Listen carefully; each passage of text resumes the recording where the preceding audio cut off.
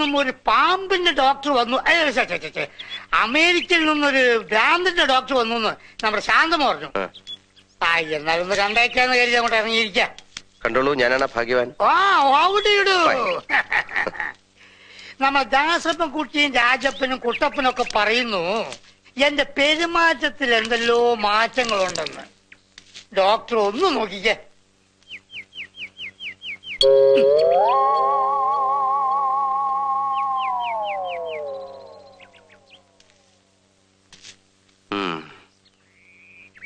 പെരുമാറ്റത്തിൽ ഇത്തിരി പ്രശ്നമുണ്ടല്ലോ. അപ്പൊ എളുപ്പം ചികിത്സിക്കണല്ലോ. ചികിത്സിക്കാം ഇത്തിരി കഴിഞ്ഞോട്ടെ. ഞാനേ അകത്തൊരാളെ മുറിക്കകത്തിട്ട് പൂട്ടിയിട്ട് ഇങ്ങനെ ചികിത്സിച്ചോണ്ടിരിക്ക. അത് കഴിഞ്ഞോട്ടെ, എന്നിട്ട് നോക്കാം.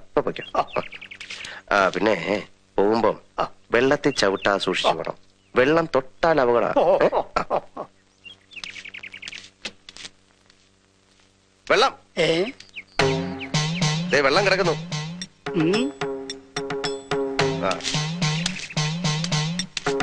വെള്ളം വെള്ളം വെള്ളം വെള്ളം.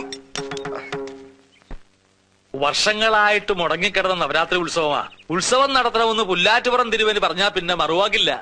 3 ദിവസത്തെ കാര്യമേ ഉള്ളൂ. എല്ലാവരും ചേർന്ന് അതങ്ങ് ഭംഗിയാക്കുക, അത്രേ ഉള്ളൂ.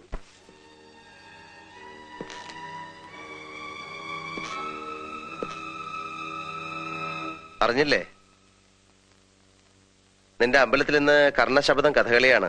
കാണാൻ പോണ്ടേ? ബോറടിക്കും, കാണണം.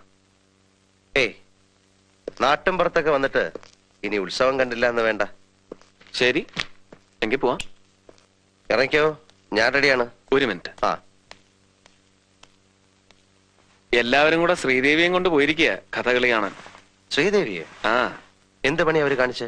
കുടുംബത്തിൽപ്പെട്ട എല്ലാവരും ഉത്സവത്തിൽ പങ്കെടുക്കണമെന്ന് അമ്മാവന് നിർബന്ധം. നിന്നെ അവഗണിച്ച് അവരിവിടെ ആവാഹനവും മറ്റും നടത്താൻ പോവല്ലേ. സാരല്ല, എങ്ങനെ വരുമെന്ന് നോക്കാം.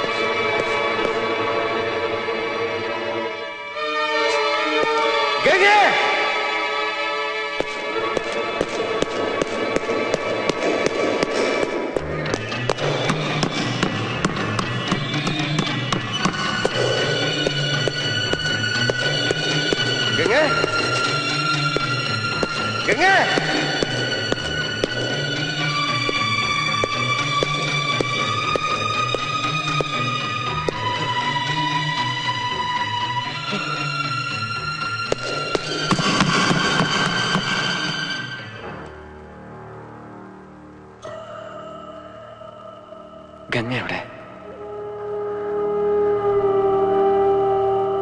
സണ്ണി, ഗംഗ എവിടെ?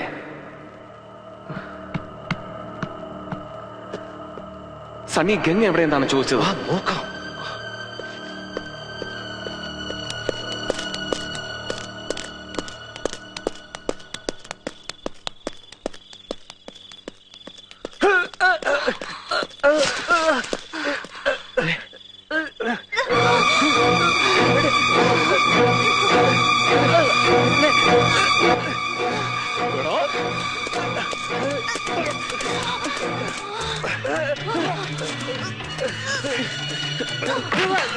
ഞാനൊന്നും ചെയ്തില്ല, പറയുന്നേക്ക്.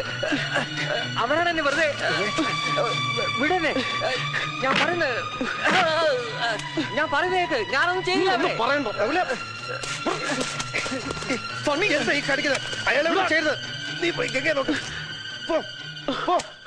ഞാനൊന്നും ചെയ്തില്ല, അവരാണ്. ഗംഗേ,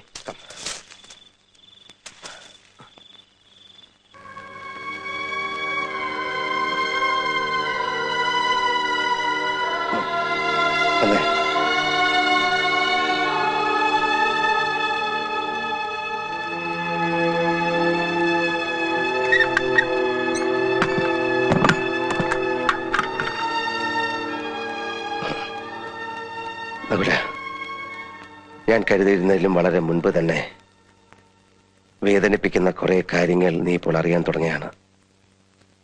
അങ്ങേയറ്റം ക്ഷമയോടെ നീ അത് കേൾക്കണം. അല്ലിയെ കൊല്ലാൻ ശ്രമിക്കുന്ന, ഗംഗയുടെ സാരിക്ക് തീ പിടിപ്പിക്കുന്ന മാടമ്പിള്ളിയിലെ മാനസിക രോഗി നീ വിചാരിക്കുന്ന പോലെ ശ്രീദേവിയല്ല. ആ രോഗി നിന്റെ ഗംഗയാണ്. ഞാനിവിടെ വന്ന ദിവസം തന്നെ എനിക്ക് മനസ്സിലായി ശ്രീദേവിക്ക് അസുഖമൊന്നുമില്ല. ശ്രീദേവിയിൽ അസുഖം ആരോപിക്കപ്പെടുമ്പോൾ യഥാർത്ഥ രോഗി അടങ്ങിയിരിക്കുകയാണ്, ആഹ്ലാദിക്കുകയാണ്. പക്ഷെ ആ രോഗി ആരാണെന്ന് മാത്രം പിടികിട്ടിയില്ല. ആ ഘട്ടത്തിലാണ് ഒരു ദിവസം ഗംഗയുമായി ഞാൻ തെക്കിനിയിലെത്തിയത്. അവിടെ വെച്ച് ഗംഗയിൽ നിന്നും ഒരു പ്രത്യേക തരം സൈക്കിക് വൈബ്രേഷന്റെ അനുഭവം എനിക്ക് കിട്ടാൻ തുടങ്ങി. വേദനയോടെ ഞാൻ മനസ്സിലാക്കി, ഞാൻ അന്വേഷിച്ച് നടക്കുന്ന മാടമ്പിള്ളിയിലെ യഥാർത്ഥ മനോരോഗി എന്റെ അടുത്ത് നിൽക്കുന്ന ഗംഗയാണെന്ന്. ഗംഗയിൽ എന്തുകൊണ്ട്, എവിടെ വെച്ച്, എങ്ങനെ ഈ രോഗം ഉടലെടുത്തു? ഒരിക്കൽ നീയുമായിട്ടുള്ള വിവാഹാലോചന വരെ എത്തിയ ശ്രീദേവിയുടെ സാന്നിധ്യമാണോ ഗംഗയുടെ രോഗകാരണം? അതറിയാനാണ് അന്ന് ഞാൻ ശ്രീദേവിയും കൂട്ടി അമ്പലത്തിൽ പോകാൻ പറഞ്ഞത്. പക്ഷെ ഗംഗയ്ക്ക് അതൊരു പ്രശ്നമേ അല്ലെന്ന് എനിക്ക് വളരെ വ്യക്തമായി. പഴങ്കഥയിലെ നാഗവല്ലിയുടെ ഒരു കാര്യം പറഞ്ഞ് ഗംഗയെ പ്രകോപിപ്പിക്കാൻ ഞാൻ ശ്രമിച്ചു. നാഗവല്ലിയുടെ ചിലങ്കയെ ചൊല്ലി എന്തൊക്കെയോ പറഞ്ഞ് ഞാൻ ഗംഗയോട് എതിർത്തു. ഗംഗ പ്രതികരിച്ചു, അതിശക്തമായി, അസാധാരണമായി. അപൂർവമായ ഒരു മനോരോഗത്തിന്റെ അഗ്നികുണ്ഡങ്ങൾ ഗംഗയുടെ കണ്ണുകളിൽ ജ്വലിക്കുന്നത് ഞാൻ ആദ്യമായി കണ്ടു. ആ നിമിഷങ്ങളിൽ ഒരു നിമിഷം ഗംഗ നാഗവല്ലിയായി മാറുകയായിരുന്നു. ഗംഗയുടെ അസുഖം അതാണ്. ചില നേരങ്ങളിൽ ഗംഗ നാഗവല്ലിയായി മാറുന്നു. നമ്മൾ പത്രങ്ങളിലൊക്കെ വായിക്കാറില്ലേ, 11 വയസ്സുള്ള മുസ്ലിം ബാലിക 71 വയസ്സുള്ള ഒരു വാര്യസാരായി പെരുമാറുന്നു, സംസാരിക്കുന്നു, സംസ്കൃത ശ്ലോകം ചൊല്ലുന്നു എന്നൊക്കെ.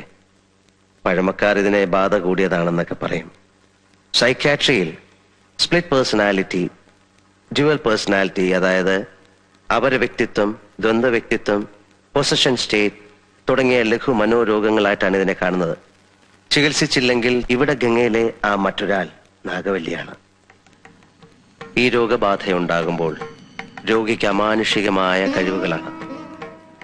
അർദ്ധരാത്രിയിൽ നിന്റെ കിടക്കയിൽ നിന്ന് നാഗവല്ലിയായി എഴുന്നേൽക്കുന്ന ഗംഗയ്ക്ക് നിന്റെ ഉറക്കത്തിന്റെ ആഴമളക്കാം.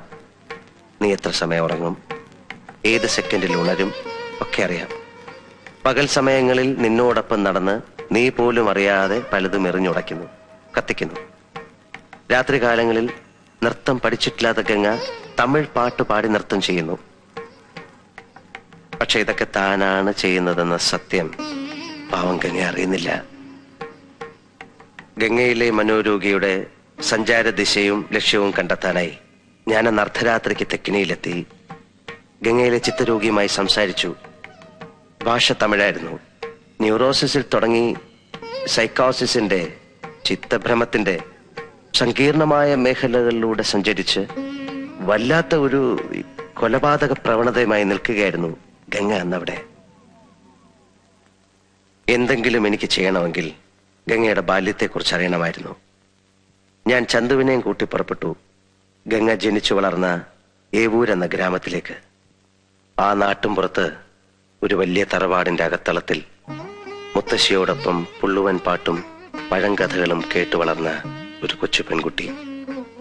അവളെ 3 വയസ്സ് തികയും മുമ്പേ മുത്തശ്ശിയുടെ കയ്യിലേക്ക് വലിച്ചെറിഞ്ഞിട്ട് ഉന്നത ഉദ്യോഗത്തിന്റെ തിരക്കുമായി കൽക്കട്ടയിലേക്ക് പോയ അച്ഛനമ്മമാർ. അച്ഛന്റെയും അമ്മയുടെയും വരവും കാത്ത് ഉച്ചഗംഗ ദിവസങ്ങളോളം പടിപ്പുര വാതിലിൽ വിജനമായ വഴിയിലേക്ക് കണ്ണും നട്ടിരിക്കും. പക്ഷേ ആരും വന്നില്ല. ഗംഗ SSLCക്ക് പഠിക്കുന്ന കാലം. ഗംഗയായിരുന്നു ആ സ്കൂളിന്റെ റാങ്ക് സ്വപ്നം. പരീക്ഷയ്ക്കുള്ള തത്രപ്പാടിനിടയിൽ ഗംഗ അറിയുന്നു, കൽക്കട്ടയിലെ പ്രസിദ്ധമായ ഒരു കോളേജിൽ അഡ്മിഷൻ ശരിയാക്കിയിട്ട് അച്ഛനമ്മമാർ വരുന്നു തന്നെ കൽക്കട്ടയിലേക്ക് പറിച്ചു നടാൻ. ആ കൊച്ചു മനസ്സ് പിടഞ്ഞു. പഠിപ്പ് നിർത്തിവെച്ച് രാത്രികളിൽ ഉറക്കമില്ലാതെ ഗംഗ അലഞ്ഞു നടന്നു ആരിൽ നിന്നൊക്കെയോ രക്ഷപ്പെടാൻ. പരീക്ഷയുടെ 1-ാം ദിവസം ഉത്തരക്കടലാസുകൾ വലിച്ചു കീറിയിട്ട് ഭ്രാന്തിയെപ്പോലെ സ്കൂൾ അങ്കണത്തിലൂടെ ഓടിയ ഗംഗയെ ആ ഹെഡ് മിസ്ട്രസ് ഇന്നും ഓർക്കുന്നു. അതായിരുന്നു ഗംഗയ്ക്കുണ്ടായ ആദ്യത്തെ സൈക്കിക് ഡിസോർഡർ. മുത്തശ്ശി ഒരുക്കിയ മന്ത്രവാദ കളത്തിൽ അനുസരണയോടെ അവളിരുന്നു. അച്ഛനമ്മമാർ പറന്നെത്തി. വന്നപാടെ അവർ ഗംഗയും കൊണ്ട് തിരിച്ചു പറന്നു കൽക്കട്ടയിലേക്ക്. അവിടെ ഏതെങ്കിലും സൈക്കാട്രിസ്റ്റിനെ കാണിച്ചു കാണണം, അയാൾ എന്തെങ്കിലും മരുന്നും കൊടുത്തു കാണണം. എനിവേ, ഉണർന്നെഴുന്നേറ്റ ഗംഗ കഴിഞ്ഞതെല്ലാം മറന്നു. അവൾ കൽക്കട്ട നഗരത്തിന്റെ സന്തതിയായി. എങ്കിലും രോഗസാധ്യത, possibility of another psychic disorder ഗംഗയിൽ ഉറങ്ങിക്കിടന്നു വർഷങ്ങളോളം. പിന്നെയായിരുന്നു നീയുമായിട്ടുള്ള വിവാഹം. വിവാഹം കഴിഞ്ഞ് നിന്റെ അമ്മയിൽ നിന്ന് ഗംഗ ഈ ഗ്രാമത്തെ പറ്റിയും ഈ തറവാട്ടുകെട്ടിനെ പറ്റിയും കേൾക്കുന്നു. ഗംഗ വന്നു നിന്നോടൊപ്പം. പക്ഷെ ഇവിടെ ഗംഗ എതിരേറ്റത് തിളങ്ങുന്ന ചമയങ്ങളും കടുത്ത ചായക്കൂട്ടുകളുമുള്ള പഴങ്കഥകളും അന്ധവിശ്വാസങ്ങളുമായിരുന്നു. അടിച്ചമർത്തപ്പെട്ട നാഗവല്ലി എന്ന കഥാപാത്രത്തിനോട് തോന്നിയ സിമ്പതി പിന്നൊരു എമ്പതിയായി മാറി. തീഷ്ണമായ ഒരുതരം തന്മയി ഭാവം. താൻ നാഗവല്ലിയാണ് എന്നൊരു തോന്നൽ. ഗംഗയുടെ സ്വന്തം വ്യക്തിബോധത്തെ എന്നേക്കുമായി കീഴടക്കിക്കൊണ്ട് ആ മനസ്സ് പൂർണ്ണമായും നാഗവല്ലിയായി മാറാൻ തുടങ്ങുകയാണ്. അതനുവദിച്ചുകൂടാ, ചികിത്സിക്കണം. അതിനാദ്യം വേണ്ടത് താനൊരു രോഗിയാണ് എന്നുള്ള കാര്യം ഗംഗയെ ഒരിക്കലും അറിയിക്കാതിരിക്കുക എന്നതാണ്. ഇപ്പൊ നമ്മൾ 3 പേരെ കൂടാതെ ഈ കാര്യമെല്ലാം അറിയാവുന്ന ഒരാൾ കൂടിയുണ്ട് ഈ വീട്ടിൽ, ശ്രീദേവി. ഒരിക്കൽ എല്ലാവരുടെയും മുൻപിൽ വെച്ച് ഗംഗയുടെ രോഗം പുറത്തു വരാൻ പോകുന്നു എന്ന് തോന്നിയ ഒരു ഘട്ടത്തിൽ അതൊഴിവാക്കാനായി ഞാൻ ശ്രീദേവിയെ മുറിയിലിട്ട് പൂട്ടി. പിന്നീട് ഞാൻ ആവശ്യപ്പെട്ടപ്പോൾ നിനക്ക് വേണ്ടി, നിന്റെ ഭാര്യയ്ക്ക് വേണ്ടി 1000 തവണ വേണമെങ്കിലും ഭ്രാന്തിയായി അഭിനയിക്കാമെന്ന് ഏറ്റവളാണ് അവൾ. നകുലേട്ടാ, നകുലേട്ടാ, ഈ വാതിലൊന്ന് തുറന്നേ. ഇതാരെ പൂട്ടിയേ? നകുലേട്ടാ,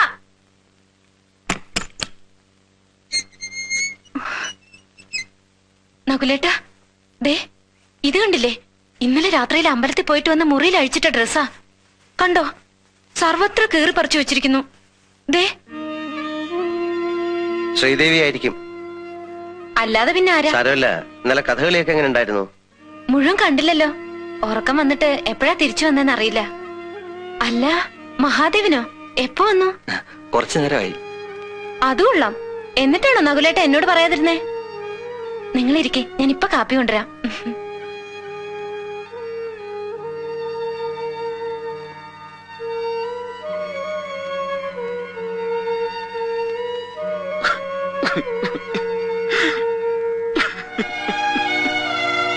നകുല, എന്താ എന്താണത്? എന്തായി കാണിക്കുന്നത്? Cool down, cool down, relax. ഏയ്, റിലാക്സ്, റിലാക്സ്, റിലാക്സ്. ഒരു മിനിറ്റ് പ്ലീസ്.